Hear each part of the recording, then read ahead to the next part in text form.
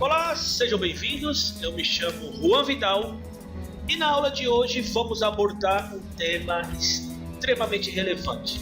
Vamos falar um pouco para vocês sobre anatomia, mais precisamente sobre anatomia abdominal. Quero que vocês foquem, quero que vocês fixem os olhos de vocês nesta imagem. Seria uma ilustração do segmento abdominal. Essa é a imagem mais escura, essa é a imagem preta, é o que nós chamamos de servil, imagem piloto, topograma, scout. Seria aquela primeira imagem que nós adquirimos, tomografia computadorizada, que seria uma representação da estrutura a ser estudada. Sobrepomos outra ilustração para podermos ter um melhor entendimento em relação a todos os órgãos intraabdominais.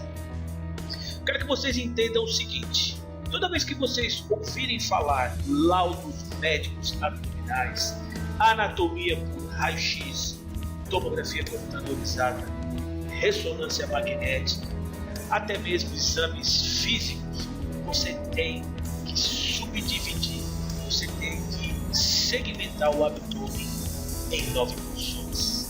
É muito importante. Além disso, entender qual órgão que se localiza em cada segmento, em cada porção. Como a gente pode fazer isso?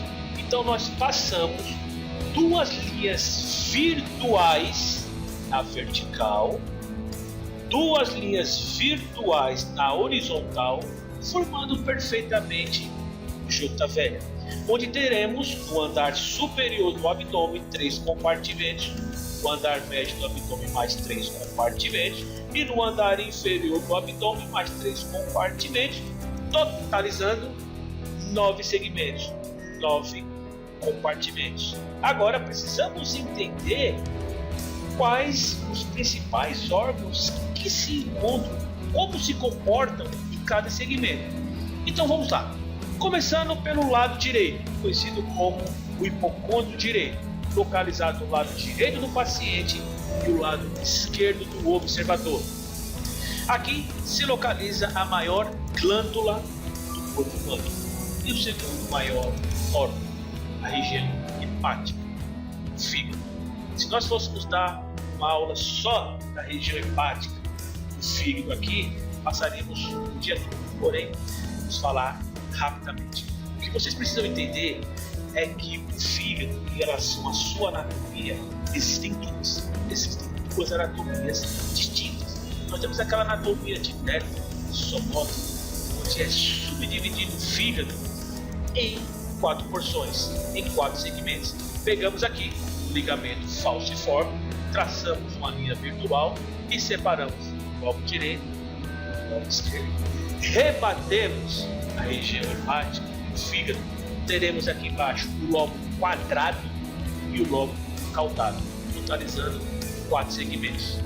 Porém, nós temos outra anatomia distinta, que seria a anatomia estrutural, funcional, cirúrgica, onde vamos segmentar o fígado em 8 porções. Passamos uma linha virtual na altura da região da veia hepática média e outra linha virtual na região da veia porta e dividimos o fígado em lobo direito, lobo esquerdo, andar superior, andar inferior.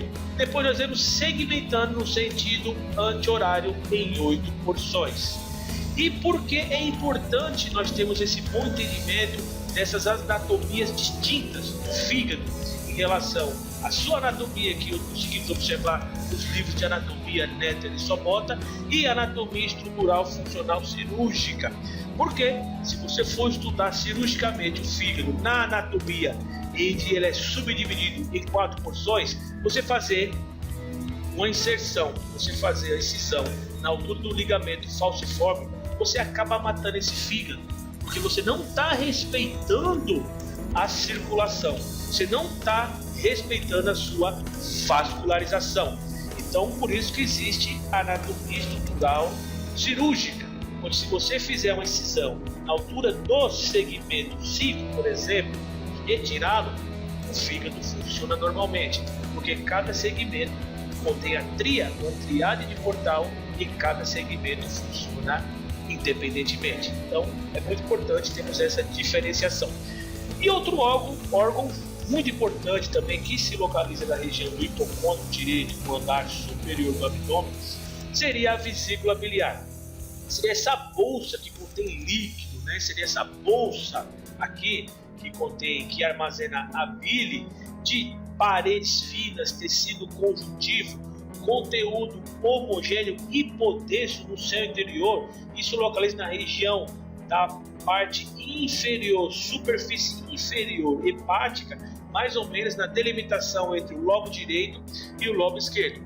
E numa avaliação por tomografia computadorizada, em nenhuma fase da administração do meio de contraste você vai ter impregnação do meio de contraste por permeio, porque ela é avascular. Então essas seriam todas as estruturas que se localizam na região do hipocôndrio direito.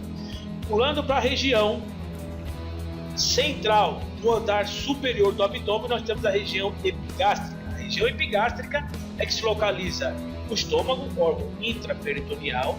Você rebatendo o estômago, ou seja, levantando o estômago, você vai ter uma cavidade chamada de retrocavidade dos epípodos ou retrocavidade dos homênidos. E na região mais abaixo, mais atrás, retroperitoneal, nós teremos o pâncreas. O pâncreas, teremos a cabeça, teremos o colo, teremos o corpo, e a cauda se localiza na região do hipocôndrio esquerdo. Então, pulando para a região do hipocôndrio esquerdo, do andar superior do abdômen, teremos, além da cauda do pâncreas, esse grande órgão chamado de órgão esplênico, chamado de baço, também conhecido como uma polpa vermelha. É um órgão com duas circulações distintas, uma rápida e uma lenta. Uma circulação rápida, vermelha, uma circulação mais lenta, branca. Por isso que jamais, em hipótese nenhuma, deve-se avaliar o parênquima. Quando falo parênquima de qualquer tipo de órgão, seria um conjunto de células que são responsável pelo tecido daquele órgão e responsável também pelas suas funções vitais.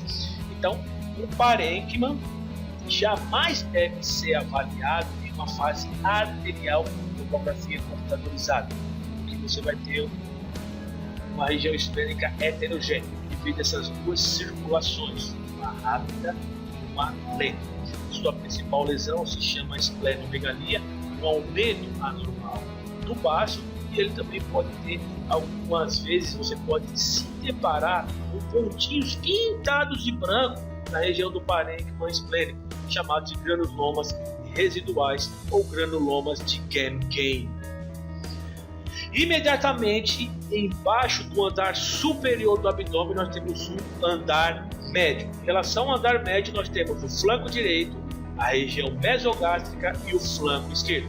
Aqui nós apontamos aqui o flanco direito e o flanco esquerdo. Nós temos a loja renal, onde se localiza o rim. Seria a casinha do rim, a loja renal. Na região do flanco direito, nós temos, além da loja renal que se localiza o rim direito, nós temos o cólon ascendente. E no flanco esquerdo, além da loja renal e do rim esquerdo, nós temos o cólon descendente. Em relação à loja renal, ela é muito importante porque ajuda a fixar o rim na região retroperitoneal, no andar médio do abdômen.